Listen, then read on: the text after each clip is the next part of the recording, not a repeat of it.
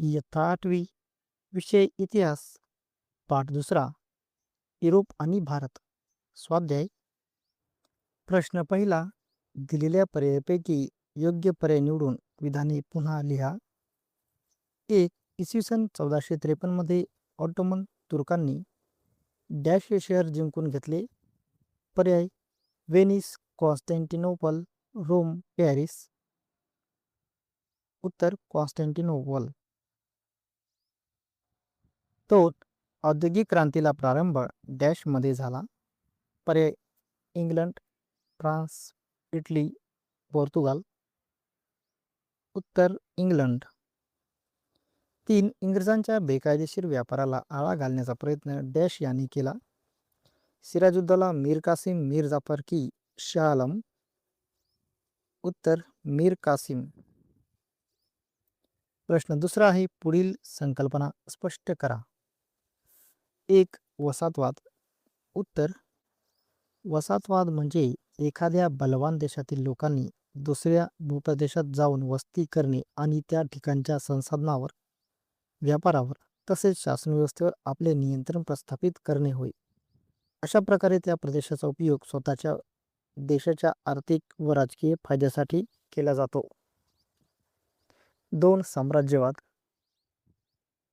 उत्तर साम्राज्यवाद म्हणजे एक शक्तिशाली देशाने इतर कमकुवत देशावर आपले संपूर्ण राजकीय, आर्थिक व लष्करी वर्चस्व प्रस्थापित करून त्यांना आपल्या नियंत्रणाखाली ठेवणे होय. या प्रक्रियेत अनेक वसाहती निर्माण होतात आणि त्या देशातील संसाधनांचा वापर साम्राज्य वाढवण्यासाठी केला जातो. 3. प्रबोधन युग. प्रबोधन युग हा युरोपच्या इतिहासातील इसवी सन 13 ते 16व्या शतकातील महत्त्वाचा कालखंड आहे. या काळात लोकांनी अंधश्रद्धा व जुन्या परंपरापासून दूर जाऊन बुद्धिवाद, विज्ञान आणि तर्क यांचा स्वीकार केला. कला, साहित्य, विज्ञान आणि तत्त्वज्ञान यामध्ये मोठी प्रगती झाली. मानवतावादाला चालना मिळून माणूस हा विचारांचा केंद्रबिंदू बनला. 4. भांडवलशाही. भांडवलशाही म्हणजे अशी आर्थिक व्यवस्था ज्यामध्ये उत्पादन, व्यापार व उद्योगधंदे खाजगी व्यक्ती किंवा कंपन्यांच्या भांडवलावर चालतात. या व्यवस्थेत नफा मिळवणे हा मुख्य उद्देश असतो. बाजारपेठेतील स्पर्धा, गुंतवणूक आणि नफ्याचा विचार करून आर्थिक व्यवहार केले जातात, ज्यामुळे उद्योग व व्यापाराचा विकास होतो.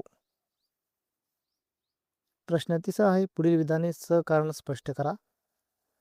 1. प्लासीच्या लढाईत सिराज उद्दौलाचा पराभव झाला. उत्तर प्लासीच्या लढाईत इंग्रजांनी मीर जाफरला आपल्या बाजूने वळवले, त्यामुळे नवाबाचे सैन्य युद्धात सहभागी झाले नाही. परिणामी सिराज उद्दौलाचा पराभव झाला आणि इंग्रजांचा विजय झाला. 2. युरोपीय देशांना आशियाकडे जाणाऱ्या नव्या मार्गाचा शोध घेणे आवश्यक वाटू लागले.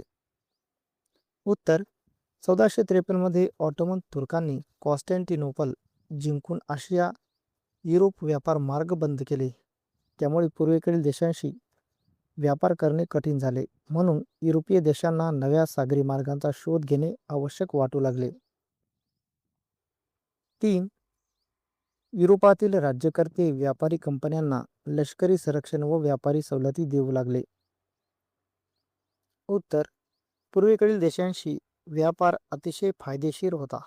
त्यामुळे अधिक नफा मिळावा आणि व्यापार सुरक्षित राहावा म्हणून राज्यकर्त्यांनी व्यापारी कंपन्यांना संरक्षण दिले, तसेच कर सवलती व विशेष अधिकार दिले. प्रश्न चौथा, पाठाच्या मदतीने पुढील तक्ता पूर्ण करा. दर्यावर्दी व कार्य. बार्थोलोम्यू डायस आफ्रिकेच्या दक्षिण टोकापर्यंत पोहोचला.